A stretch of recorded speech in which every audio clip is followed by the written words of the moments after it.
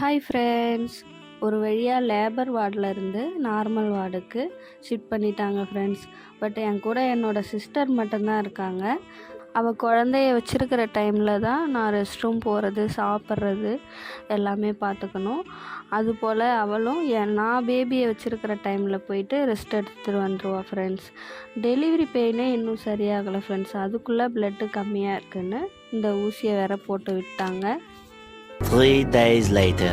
அப்புறம் என்ன, ஒரு வழியாக 3 டேஸ்க்கு அப்புறம் டிஸ்சார்ஜ் ஆக சொல்லிட்டாங்க. சொன்ன உடனே என்னோடய சிஸ்டர் எல்லாத்தையும் பேக் பண்ணி எடுத்துகிட்டு வெளியே வச்சுட்டு வந்துட்டாங்க ஃப்ரெண்ட்ஸ்.